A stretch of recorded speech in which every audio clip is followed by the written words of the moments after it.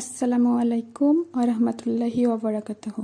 মাশাআল্লাহ শব্দের অর্থ কি, এই কথাটি কেন বলতে হয়, এটি বললে কি উপকার হবে এবং কখন বলবেন, এই বিষয়ে আজকের ভিডিও। মাশাআল্লাহ একটি দোয়া জাতীয় বাক্য। আল্লাহ তাআলা পবিত্র কোরআনে এই শব্দটি ব্যবহার করেছেন। মাশাআল্লাহ শব্দটির অর্থ আল্লাহ তাআলা যা চেয়েছেন। হাদিসে এসেছে, রাসূল সাল্লাল্লাহু আলাইহি ওয়াসাল্লাম বলেছেন, প্রশংসার বহিঃপ্রকাশ কিংবা ভালো যে কোনো কিছু দেখলে বলতে হবে মাশাআল্লাহ। অর্থ আল্লাহ তাআলা যেমনটি চেয়েছেন। মাশাআল্লাহ কখন বলবেন? সুন্দর কিছু দেখলে মাশাআল্লাহ বলতে হয়। আরো 3টি অবস্থায় বলা যায়, যেমন 1, যখন কারো সফলতা দেখবেন তখন মাশাআল্লাহ বলবেন। 2, যখন কাউকে ভালো কিছু করতে দেখবেন তখন মাশাআল্লাহ বলবেন। 3, যখন কারো কোনো সুন্দর জিনিস দেখবেন তখন মাশাআল্লাহ বলবেন। মাশাআল্লাহ কেন বলবেন? কারো সফলতা, ভালো কাজ ও সুন্দর জিনিস দিকে মাশাআল্লাহ বলাই কোনো বদ নজর লাগে না, বরং মাশাআল্লাহ বলাই রয়েছে বিশেষ উপকার। যে জিনিস বা যে কাজ থেকে মাশাআল্লাহ বলা হয়,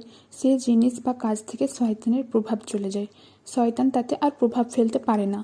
উদাহরণস্বরূপ বলা যেতে পারে, কোনো অতিথি বা মেহমান এসেছে বাড়িতে একটি সুন্দর বাচ্চা নিয়ে, বাচ্চাটিকে দেখতে খুব সুন্দর, তখন বলবেন মাশাআল্লাহ। তাহলে ওই ব্যক্তির বদনজর থেকে বাচ্চাটি হেফাজত থাকে। সুন্দর কিছু দেখলে যা বলা যাবে না, অনেকে সুন্দর কিছু দেখলে বা সুন্দর কোনো বাচ্চা দেখলে সাধারণত বলে ওয়াও বা ওয়ান্ডারফুল ইত্যাদি আশ্চর্যজনক শব্দ ব্যবহার করেন। না, এমনটি বলাই সুন্দর জিনিসটিতে শয়তান প্রভাব ফেলতে সুযোগ খুঁজে পায়। তাই এ শব্দ এড়িয়ে চলুন এবং সুন্নাতের অনুসরণে মাশাআল্লাহ বলুন।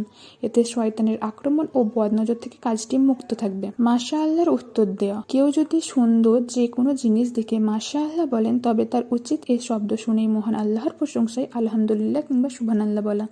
তাহলে উভয়ের প্রশংসা আল্লাহর কাছে গ্রহণযোগ্য ও বরকতময় হয় এবং দুনিয়ার যাবতীয় ক্ষতি থেকে বিশেষ উপলক্ষটি মুক্তি পায়। সুতরাং সকল মুসলিম উম্মার উচিত সুন্দর বা প্রশংসামূলক যা কিছু দেখবেন, দেখার সাথে সাথে মাশাআল্লাহ বলবেন এবং কেউ মাশাআল্লাহ বললে তার উত্তরে আলহামদুলিল্লাহ বা সুবহানাল্লাহ বলবেন। আজকের ভিডিওটি এই পর্যন্তই। যদি ভালো লাগে লাইক, কমেন্ট এবং শেয়ার করবেন এবং আপনারা যদি নতুন দেখেন তাহলে অবশ্যই চ্যানেলটি সাবস্ক্রাইব করে পাশে থাকবেন। আমাদের চ্যানেলটির নাম ইন্সপিরেশন অফ ইসলামিক দিন।